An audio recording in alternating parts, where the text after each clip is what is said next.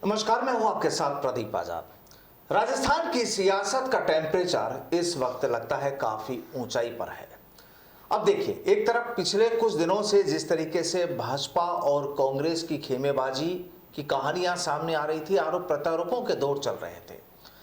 बीच में एक नई तस्वीर आई कि कांग्रेस में आपस में ही खींचतान शुरू हो गई। अब चूंकि विधानसभा का सत्र शुरू हो गया तो जाहिर सी बात है कि जब तक विधानसभा चलेगी, जब तक आरोप प्रत्यारोप चलेंगे, हो हल्ला होगा, विधानसभा का बाहर भी लोग आ जाएंगे, नेताओं के अलग अलग बयान आएंगे, विधानसभा को छोड़कर भी लोग जाएंगे, तमाम चीजें यहां पर होगी। लेकिन इस समय सबसे बड़ी एक बात कि कल भारतीय जनता पार्टी राजस्थान विधानसभा का घेराव करने वाली है और कहा जा रहा है कि मुद्दे कई हैं। किन किन मुद्दों पर क्या क्या कार्रवाइयां होनी है, राजस्थान में कांग्रेस और भाजपा की जो कहानियां जो चल रही है, क्योंकि कांग्रेस पर आरोप लगाती है भाजपा और कांग्रेस भाजपा पर आरोप लगाती है, तमाम इन आरोप प्रत्यारोपों के बीच आखिरकार राजस्थान की सियासत किस मुकाम पर है, किस मोड़ पर है, इस पर चर्चा होगी। और चर्चा होगी कि अगले साल जब राजस्थान में विधानसभा चुनाव होंगे, उस समय की तस्वीर या माहौल कैसा हो सकता है। आज कुछ इन्हीं मुद्दों पर चर्चा होगी और चर्चा के लिए हमारे साथ मौजूद हैं भारतीय जनता युवा मोर्चा के प्रदेश अध्यक्ष हिमांशु शर्मा जी। हिमांशु जी, बहुत बहुत स्वागत है हमारे साथ जुड़ने के लिए। और सबसे पहला सवाल तो चूंकि इस समय राजस्थान की जो राजनीति में काफ़ी कुछ गहमा गहमी आरोप प्रत्यारोपों की जो कहानियां नज़र आ रही है, अलग अलग मुद्दों को लेकर वाद विवाद भी यहाँ पर चल रहा है, लेकिन सबसे बड़ी दिक्कत ये कि पब्लिक कहाँ जाए, वो क्या करे, क्योंकि वोट दिया है उन्होंने और अब फिर अगले साल आप लोग फिर जाएंगे वो मैदान में वोट मांगने के लिए। देखिए, दुर्भाग्य का विषय है कि कांग्रेस पार्टी जो है, मैं राजस्थान सरकार के ऊपर बाद में आऊंगा जी, पर कांग्रेस पार्टी जो है उसमें ही आज स्थिरता नहीं है। और जब मैं ये कहता हूं कि कांग्रेस पार्टी में स्थिरता नहीं है, तो राजस्थान में सुनने वाले व्यक्ति राजस्थान की कांग्रेस पार्टी के बारे में सोचेंगे और जो लोग पूरे देश के बारे में सोचते हैं वो देश में पूरे स्तर पे जो कांग्रेस पार्टी के अंदर खींचतान है उसके बारे में सोचेंगे। बहुत लंबे समय तक कांग्रेस का एक रेगुलर प्रेसिडेंट नहीं बन सका, एक रेगुलर अध्यक्ष कांग्रेस का राष्ट्रीय स्तर पर नहीं बन चुका है। इससे भी अधिक चिंताजनक बात है कि आज वहां पर इस बात की चिंता नहीं कर रहे कि उनको एक रेगुलर अध्यक्ष चाहिए या नहीं चाहिए। बात इस बात की है कि अध्यक्ष जो है वो गांधी परिवार से ही होना चाहिए। इनकी पार्टी की जो बैठकें हो रही हैं, केवल राजस्थान प्रदेश की नहीं, दूसरे प्रदेश की भी जो पीसीसीज हैं, उन पीसीसीज के अंदर इस बात की रिजोल्यूशन पास हो रही है कि गांधी परिवार का व्यक्ति राहुल गांधी ही राष्ट्रीय अध्यक्ष बनना चाहिए कांग्रेस का। कांग्रेस का राष्ट्रीय अध्यक्ष कौन होना चाहिए, यह कांग्रेस को तय करना चाहिए। परंतु क्या देश को अभी डायनेस्ट पॉलिटिक्स से बाहर निकलने की आवश्यकता नहीं है? कोई भी अध्यक्ष हो, जिस प्रकार की अस्थिरता राष्ट्रीय स्तर पर कांग्रेस पार्टी के अंदर है, उसी प्रकार की अस्थिरता प्रदेश के अंदर भी कांग्रेस पार्टी के अंदर है। और आप देखिए उसका जो असर है राजस्थान की गवर्नेंस पर पड़ रहा है। राजस्थान की जो गवर्नमेंट है वो बैड गवर्नेंस राजस्थान की जनता को दे रही है और यही कारण है कि भारतीय जनता पार्टी और भारतीय जनता पार्टी के जो तमाम मोर्चे हैं उनको सड़कों पर बार बार आना पड़ रहा है। तो अभी जो आप कह रहे हैं कि सड़कों पर आना पड़ रहा है, लेकिन अब कांग्रेस अध्यक्ष उनका कौन होता है उस पर भी ठीक है, वो कांग्रेस का अपने घर का इंटरनल पॉइंट है, बिल्कुल उसमें कुछ भी नहीं है। लेकिन यहाँ पर सवाल यह है कि कांग्रेस भी तो भाजपा पर आरोप लगाती है कि राजस्थान में भी काफ़ी लोग हैं लाइन में जो सत्ता संभालने के लिए तैयार हैं, उनमें भी झगड़े होते हैं आपस में। मैं दोनों बातें आपको बताता हूँ और बहुत खुल के मैं दोनों का उत्तर दूंगा। एक पहली बात आपने यह कही कि कांग्रेस का अध्यक्ष कौन हो यह उनका इंटरनल मैटर है। मैंने जब अपनी पहले प्रश्न के जवाब में जब मैंने अपना उत्तर रखा तो मैं भी ये कह रहा था ये उनका इंटरनल मैटर है। सचिन पायलट कहीं पे भी जाते हैं, अशोक गहलोत का विरोध करते हैं, ये उनका इंटरनल मैटर है। पर सरकार बचाने के लिए कोविड की महामारी के दौरान अगर सरकार को होटलों से चलाने की नौबत आ जाती है और जनता उससे ग्रसित होती है, तब ये उनका इंटरनल मैटर नहीं रह जाता। जब तक कांग्रेस पार्टी को आपस में उनको बर्तन फोड़ने वो फोड़ते रहे, पर जिस दिन जनता उनसे अफेक्ट रहेगी तो हमको सड़कों पर आना पड़ेगा। ये जो आपने दूसरा प्रश्न किया, इसको मैं सिरे से नकारता हूं कि भारतीय जनता पार्टी में भी इस तरीके की कोई बात है। हाँ, अगर मीडिया भारतीय जनता पार्टी के बहुत सारे नेताओं को as a prospective chief minister देखता है, तो मेरे को लगता है ये तो हमारी पार्टी का परिवार बड़ा है, हमारी पार्टी के पास हमारी पार्टी की लीडरशिप मजबूत हुई है, मेरी पार्टी के पास बहुत सारे ऑप्शंस अवेलेबल हो सकते हैं। तो ये तो मेरे को लगता है हमारी पार्टी के जो संस्कार हैं, अधिकाधिक लोगों को खड़ा करना, नेतृत्व क्षमता को विकसित करना, हम उस पार्टी से आते हैं ना जिसकी मजाक उड़ाते थे कि हम दो हमारे दो। आज सिनेरियो बदल गया, तो उसको अलग तरीके से क्रिटिसाइज करने की आवश्यकता नहीं है। आप ये देखिए कि जो पार्टी 1980 में स्थापित हुई, आज 2022 के अंदर केवल एक स्टेट के लिए लोग कह रहे हैं कि इनके पास इतने सारे सीएम के चेहरे हैं, तो इसमें क्या बुराई है? इसमें तो भारतीय जनता पार्टी अपना परिवार भी बढ़ा रही है, भारतीय जनता पार्टी और मजबूत होकर बढ़ रही है। इनकी तरह जो सभी लोग मिलकर भारतीय जनता पार्टी को मजबूत करने का काम कर रहे हैं, इनकी तरीके से एक दूसरे के ऊपर लड़ाई झगड़े थोड़ा ना कर रहे हैं। तो अभी ये जो लड़ाई झगड़े की जब आपने बात की, तो अभी जो मसला हुआ थोड़े दिन पहले और उस पर अभी तक भी विवाद छिड़ा हुआ है कांग्रेस में, जो पायलट और अशोक चांदना वाला जो पूरा मसला हुआ, वो भी एक सामाजिक कार्यक्रम था, लेकिन वहां पर जो तस्वीर हुई, क्योंकि वहां पर आपके पदाधिकारी भी वहां पर पहुंचे थे, कांग्रेस के पदाधिकारी भी थे, समाज विशेष के जो कद्दावर नेता थे वो भी वहां पर थे, लेकिन जब ऐसा माहौल बनता है तो वो तो फिर पूरे सबके लिए, आम पब्लिक को आप अलग नहीं कर सकते ना वहां पर। देखिए, इस बारे में मैं ये स्पष्ट करना चाहूंगा कि इस सबका जो मूल बिंदु है वो कांग्रेस की आपस की तनातनी ही है, उसके अलावा और कुछ नहीं है। अब इनकी तनातनी इतनी आगे तक पहुंच गई है कि इनका एक मंत्री जो ट्वीट करता है वो कितने गिरे हुए शब्दों में होता है। मतलब ये प्रश्न आप मेरे से पूछ रहे हैं, मेरे को लगता है ये प्रश्न अच्छा है पर गलत व्यक्ति से पूछ रहे हैं।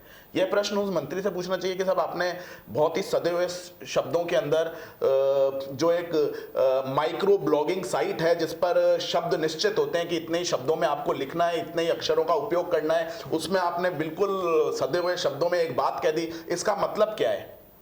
राजनीति में धमकियां दी जाती होंगी, पर राजनीति में धमकियां ये दी जाती है कि साहब हम और सेवा करेंगे, जनता से बहुत प्रचंड बहुमत के साथ जीत के आएंगे।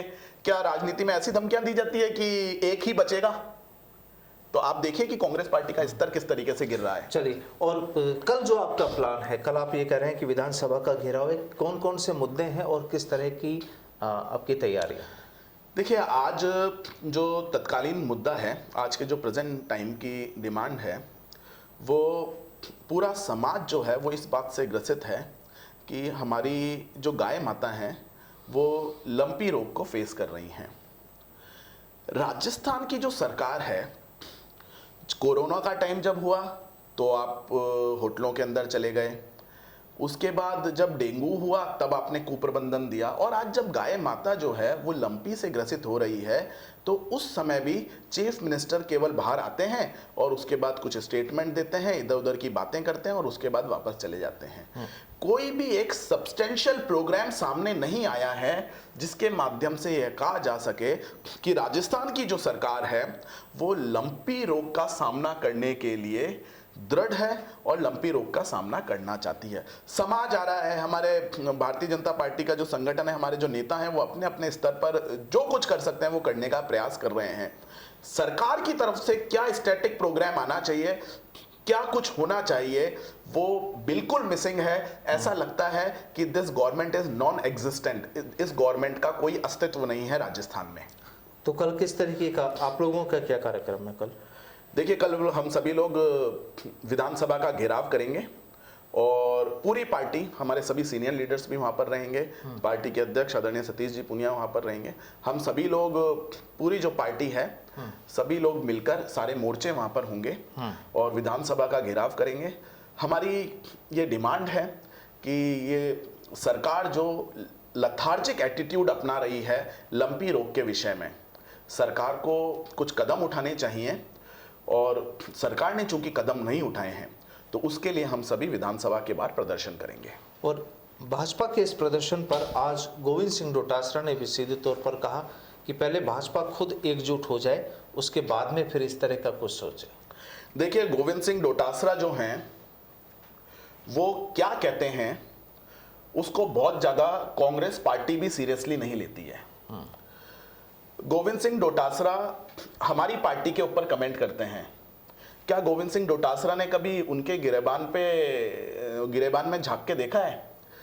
गोविंद सिंह डोटासरा के ऊपर बहुत सीरियस एलिगेशंस थे। रीट पेपर के अंदर उन्होंने जिस प्रकार से पेपर लीक कराने के एलिगेशंस थे, वो उस समय एक रेस्पॉन्सिबल पोजीशन को होल्ड कर रहे थे, वो पेपर लीक होने से नहीं बचा पाए। 26 लाख अभ्यर्थियों के साथ अन्याय हुआ।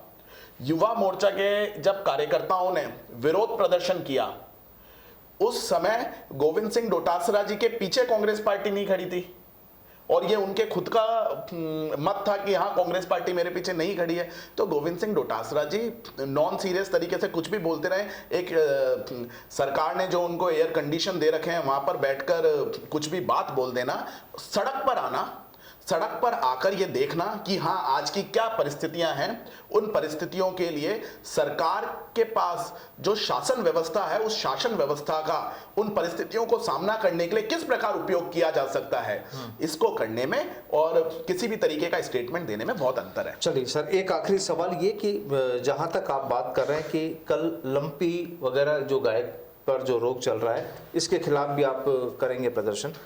एक सीधा सा सवाल ये कि बीजेपी की ओर से जो सांसद हैं या जो विधायक हैं या जो संगठन है, उन्होंने भी क्या प्रदेश में जो प्रभावित पशुपालक हैं या प्रभावित जो लोग हैं उनके लिए कोई अभी तक कोई कदम उठाए हैं?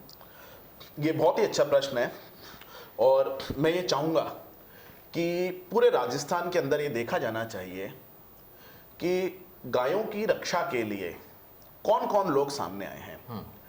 समाज जो है वो बिल्कुल आगे निकल के आया। समाज ने किस प्रकार से गायों का उपचार किया जा सकता है, गायों को बचाया जा सकता है, उसके लिए अपनी पूरी मेहनत करी है। मेरे पास, मैं कई स्थानों पर गया, मेरे पास खुद के पास वो फोटोग्राफ्स हैं, वो विजुअल्स हैं कि हमारे समाज के लोगों ने बहुत आगे बढ़ चढ़कर इसके लिए मेहनत करी है। हमारे विधायक, हमारे सांसद और हमारी पार्टी के जो पदाधिकारी हैं, उन्होंने अपने अपने क्षेत्रों में समाज के साथ मिलकर जो सेवा की जा सकती है उन्होंने सेवा करी। मैंने पहले भी कहा, जो फैक्टर मिस कर रहे हैं आज हम, वो कर रहे हैं कि शासन के माध्यम से सेवा नहीं हो पा रही है। पशु चिकित्सकों की पोस्टिंग का मामला हम सभी ने देखा कि ये किसी और ने नहीं उठाया था। उस वर्चुअल बैठक के अंदर कांग्रेस के ही नेता इस बात को उठाते हैं कि सारी की सारी जो पोस्टिंग है वो क्या जोधपुर संभाग में ही कर दोगे, समाज के मध्य में मैसेज अच्छा नहीं जाएगा।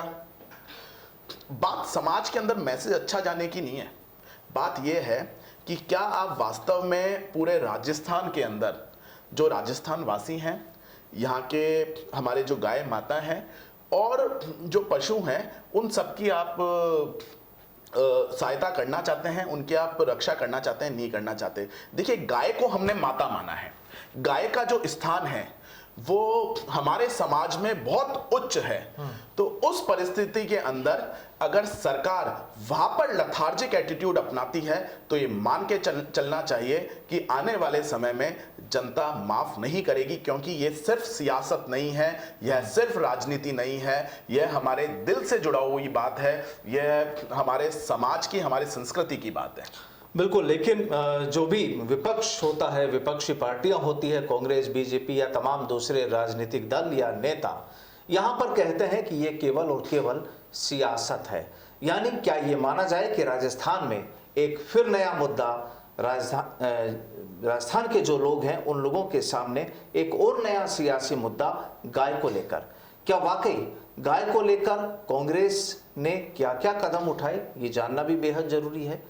भारतीय जनता पार्टी ने विपक्ष के तौर पर या उनके सांसद या उनके विधायक या तमाम जो पदाधिकारी हैं उन्होंने क्या कदम उठाए, क्या मदद की उन प्रभावित लोगों की, ये देखना भी जरूरी है। और कल जिस तरीके से भारतीय जनता पार्टी की ओर से जो ऐलान किया गया है कि विधानसभा का घेराव होगा लंपी समेत कई मुद्दों को लेकर, वो भी कल कितना कामयाब होता है और क्या तस्वीरें वहां से निकल कर आती है, क्योंकि संभावना ये भी है कि कल विधानसभा में भी इसी लंपी संक्रमण को लेकर शायद बड़ी और गहरी चर्चा यहां पर हो सकती है। लेकिन विधानसभा के अंदर की तस्वीर क्या होगी वो कल पता लगेगी। लेकिन जो भी हो, कुल मिलाकर कहानी ये कि बात अगर लंपी संक्रमण की हो तो यहाँ पर प्रभावित लोगों को जाहिर सी बात है कि जो भी सरकारी नियम कायदे हैं उनके तहत उन्हें मुआवजा मिलना चाहिए, ये मांग भी लगातार उठ रही है।